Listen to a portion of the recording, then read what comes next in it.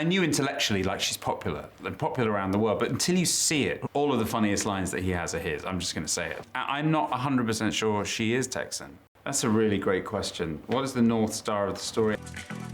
Michael, thank you for joining me, and congratulations on the movie. You must be pumped after its Australian premiere last night. It was a really fantastic night, yeah. It's just been pretty special to see how warm Australia is towards Bridget and towards the film last night. It was We amazing. love Bridget. Yeah, I saw that. And so, coming to a project like this that already has its own fully formed universe. There are memories that will never leave us. I like you very much, just as you are. But sometimes, those memories are suddenly Bridget! all we're left with. How do you get your head around honouring everything that came before? It's really a case, I think, for me, of just like acknowledging as much as possible all this, like you said, like a full like friend group, a full history, a full family, a full 25 years, right? We've been with Bridget, so it gives me the opportunity to sort of hide little Easter eggs or very obvious Easter eggs, ways of. I mean, the franchise meant a lot to me, so I wanted to put as much of that as I could into the film. Well, let's talk about that. What has it meant to you? I was like in a not the same place as Bridget, but a similar place to Bridget. We're both like in London. We're both like trying to make our way, trying to figure out what kind of. I think that first movie was largely about like, who am I going to be? Do you know what I mean? As I start this process of being an adult, going from like a young person to some kind of a grown, like who am I? And I saw Bridget like embody that in a really great way back in London in the same place at the same time. Yeah, I'll never forget it really. She was so vulnerable and she was so sort of human and yet when it really mattered, she sort of stood up for herself, and so that resonated with me.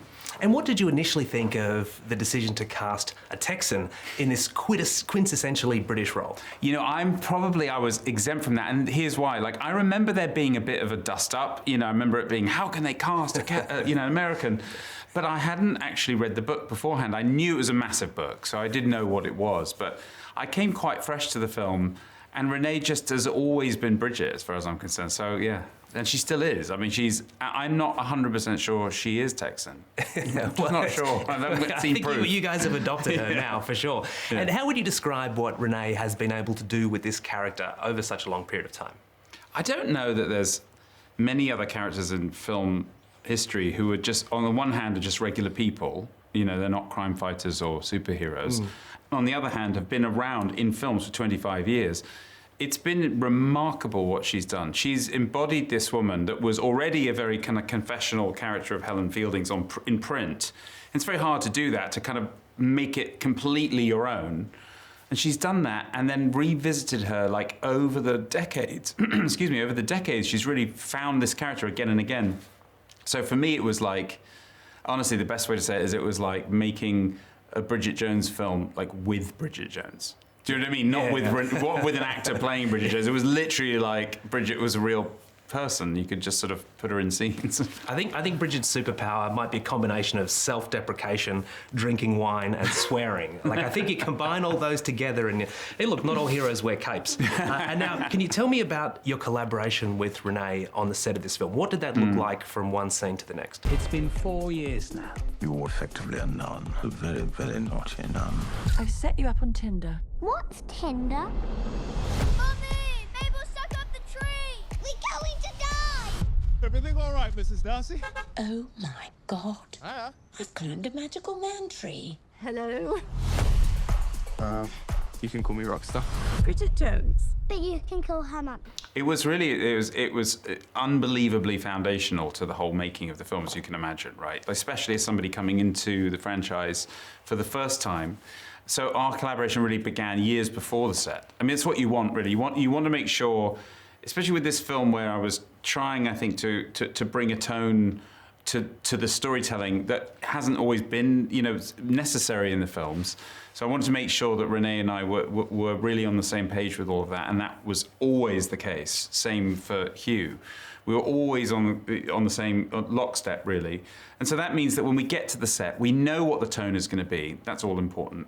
And then it's just really having fun and just diving in and seeing how if it's comedy, like how far can we push it before it starts to sort of lose the thread? And if it's not comedy, if it's a tender, quiet moment, again, is she willing to go there? And she invariably is. Do you miss Dada sometimes? I miss him all of the times. Can you survive? I think so. It's not enough to survive. You've got to live. Was that the Dalai Lama? Just Harry Styles, I think. And for you, what was the North Star of this story that you're sort of following as Bridget goes on this arc through the film? That's a really great question. What is the North Star of the story? I think it's always been rediscovering her purpose, rediscovering herself. She's for so many years, I think, for us and for her, been part of this great iconic duo, Bridget Jones and Mark Darcy. And she finds herself having to really question, as so many of us do, like, what is Bridget Jones at this point without Mark Darcy? And it's discovering that center allows her to then move into the future. And she's always been a character that so many people relate to. And you talk about how you related to it yourself in a very sort of London-centric way. Why do you think people around the world relate to Bridget Jones? That's been such a great discovery for me. I mean, I knew intellectually, like, she's popular around the world, but until you see it, it was what it was like coming to Australia yesterday for me. So much joy at the notion of Bridget coming back. It's been that way. We were in Amsterdam before that, and it doesn't matter the language barrier, it doesn't matter even the age barrier. It just, people resonate. So why? I feel like it's rare, like weirdly rare actually, on film to see someone so kind of human and vulnerable and not trying to hide behind that sort of all the Hollywood glamour and all the kind of the sheen of perfection that you always see on films. And I think it makes a lot of us around the world feel seen in some weird way. Yeah, I think that's spot on.